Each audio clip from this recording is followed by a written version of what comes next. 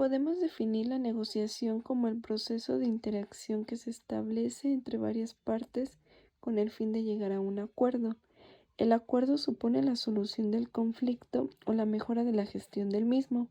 La negociación se produce cuando se presentan determinadas diferencias entre ambas partes, ya sea de posición o puntos de vista o intereses. Si una de las dos partes no está interesada en intentar llegar a un acuerdo, la negociación no se podrá producir. La negociación no solo son técnicas, sino que está relacionada con el desarrollo personal. Las habilidades más importantes que ha de tener un buen negociador son inteligencia emocional, creatividad, escucha activa, empatía, asertividad, preparación, interculturalidad y la habilidad de saber gestionar el tiempo de manera adecuada. Las estrategias de negociación hacen referencia a las acciones dirigidas a la consecución de los objetivos propuestos durante el proceso de negociación, mientras que las tácticas hacen referencia a las acciones que cada parte implicada en el proceso de negociación ejecuta con el fin de alcanzar sus objetivos. Tácticas de presión son las que nos sirven para defender la propia postura y debilitar al rival. Algunos ejemplos son: táctica de desgaste. Se trata de no abandonar nuestra postura y quemar al contrario hasta que se rinda, es decir, no ceder ni hacer concesiones. Táctica ofensiva. Se trata de presionar e intimidar atacando al contrario y rechazando sus propuestas de acuerdo.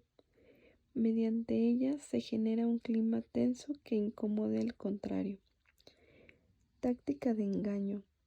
Se trata de tener poca ética, pero se basa en proporcionar información falsa o aparentar estados de ánimos que no son, es decir, dar opiniones irreales con el fin de obtener lo que se desea. A lo largo de esta táctica es poco recomendable, ya que es mejor preparar de forma más profesional la negociación. Táctica ultimátum. Este tipo de táctica forza a la otra persona a tomar una decisión sin dar pie a la reflexión. Se trata de decir frases típicas como o lo tomas o lo dejas. Tengo otras personas interesadas, así que tú decide. Y por último, aumentar las exigencias, que es cuando el oponente cede en algún aspecto, continúa realizando peticiones. De esta forma, el oponente tratará de cerrar pronto el trato para evitar nuevas demandas. Ganar, ganar.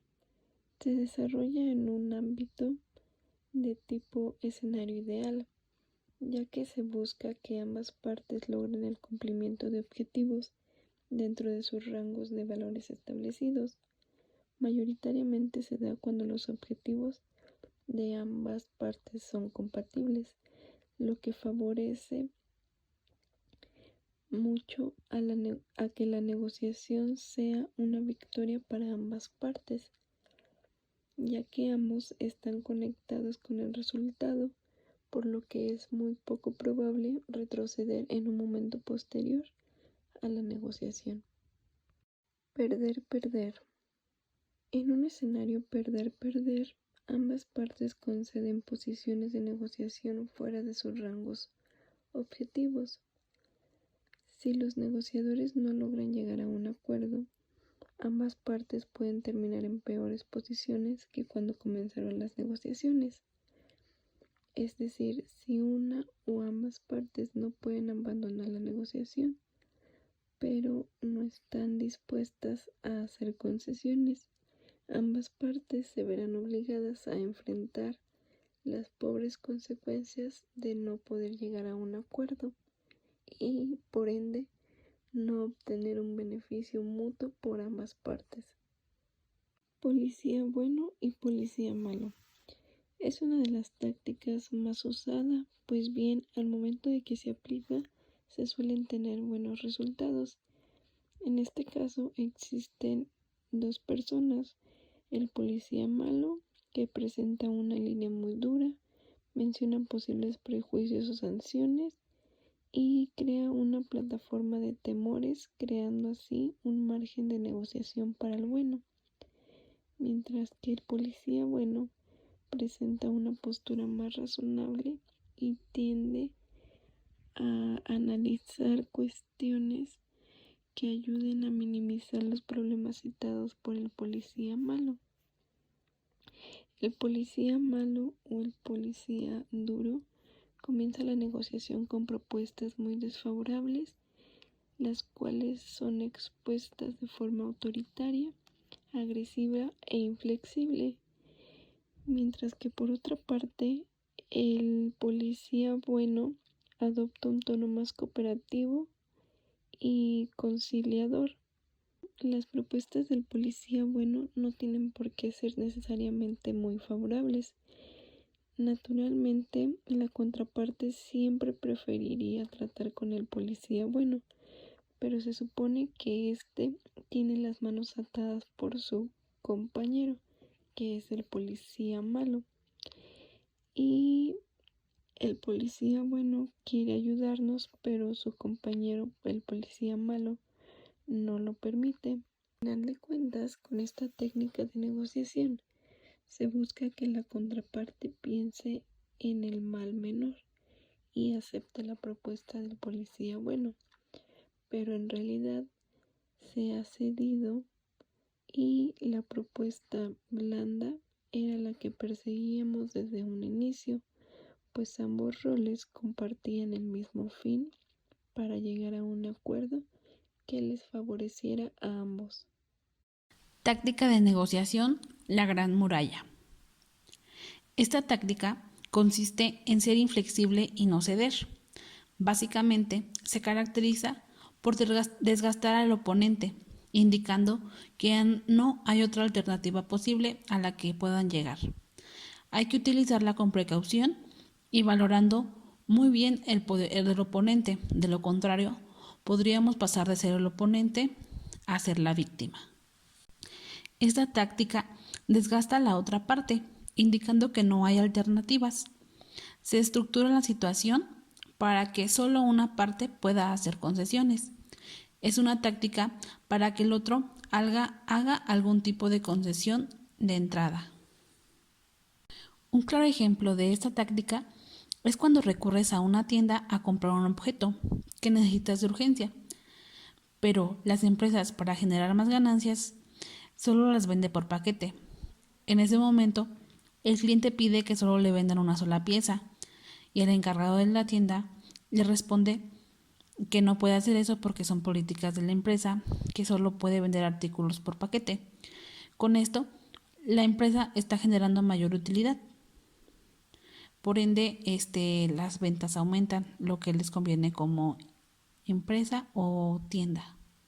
Táctica de negociación, lo justo y razonable. Esta táctica es una táctica de negociación muy utilizada cuando las partes se encuentran en una posición desigual y a la que los novatos han de estar atentos. La parte dominante plantea la situación como desventajosa para ella frente a la supuesta ventaja que obtiene el adversario. El trato final se intenta cerrar con una propuesta que lo beneficia, presentada como justa y razonable a la luz del panorama dibujado. Esta táctica es muy utilizada cuando estamos en una situación dominante, tras argumentar sobre lo que es la situación para ambos, exagerando nuestras pérdidas y ensalzando lo que gana el adversario. Se cierra con lo más justo y razonable, que es que acepte la propuesta así. Es muy útil con negociadores novatos. Esta negociación no tiene como objetivo que los dos ganen. Es muy utilizada cuando estamos en una situación dominante, tras argumentar sobre lo que es la situación para ambos, exagerando nuestras pérdidas y ensalzando lo que el adversario se cierra, con lo más justo y razonable, que es que acepte la propuesta en sí. Es muy útil este tipo de negociación con los negociadores novatos. La negociación no tiene como objetivo que las dos partes ganen lo máximo posible. Esta negociación tiene como objetivo que nosotros ganemos lo máximo posible que el adversario esté dispuesto a permitir. La respuesta es: no encaja en lo que nosotros entendemos como razonable, sino que se debería seguir discutiendo la parte que se está negociando. La táctica del enfado. La ira es un estado emocional que varía en intensidad desde la leve irritación a una furia y rabia intensa. En las negociaciones, el enfado puede ser real, cuando reaccionamos ante una violación de una norma de conducta socialmente aceptada o provocada por una conducta que nos hace sentirnos injustamente tratados o no respetados. Pero también el enfado puede ser táctico, guiado por el propósito de adquirir capacidad de precisión o para igualar poder o para intimidar y desquiciar a la otra parte para lograr una ventaja inmediata. Sin embargo, los efectos del enfado en la negociación no son del todo claros. Algunos estudios muestran que los negociadores que son objeto de la ira se vuelven más conciliadores, realizan demandas menores ambiciosas y ofrecen mayores concesiones que aquellos que no reciben la ira de la otra parte. Lo que resulta evidente es que los negociadores necesitan saber cómo manejar la ira y desarrollar una respuesta estratégica, pero para construir una respuesta estratégica es necesario comprender, en primer lugar, si el enfado es táctico o auténtico. ¿Cómo saber si el enfado es táctico? Un modo de determinar si la ira es genuina o táctica es testarla. La ira genuina debería desaparecer cuando se permite que la persona enfadada se desahogue, cuando se toman descansos o cuando se reconocen las preocupaciones del negociador que se siente enojado. Los negociadores que utilizan el enfado táctico para influir a la otra parte en el proceso de concesiones puede continuar este uso emocional a pesar de haber tenido la oportunidad de expresar su enfado.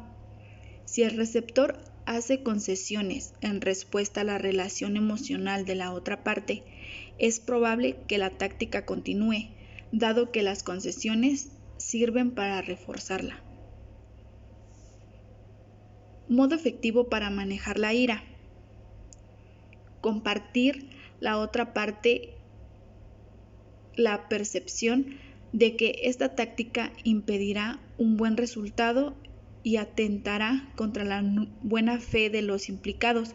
Suele estimular a que las partes abandonen este modo de actuar y avancen hacia su negociación. Otro punto es equilibrar el poder y rebaja el tono emocional. Los negociadores que responden de manera firme a una persona enfadada tienen mayores posibilidades de resolver el problema que aquellos que no responden firmemente o responden de forma agresiva.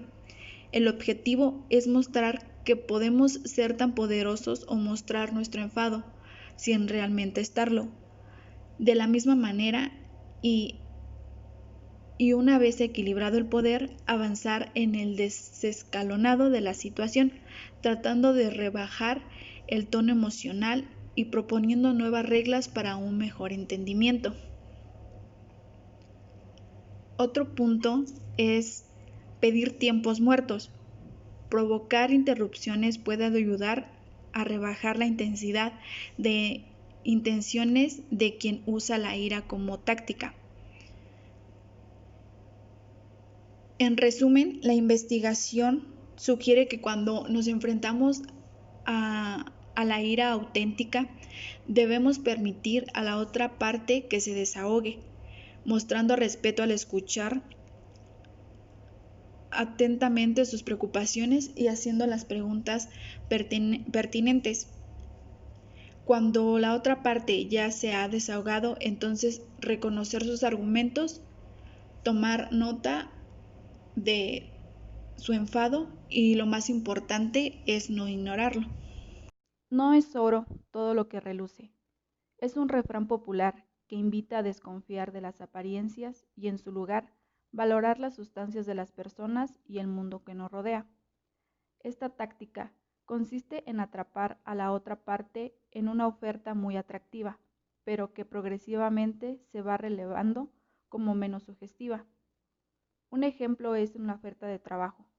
Digamos que la persona encargada de la contratación comienza a nombrar todos los aspectos buenos que puedes llegar a tener en el puesto, como horarios fijos de entrada y salida, comisiones, goce de días feriados, una cantidad fija de sueldo, en fin, otras prestaciones.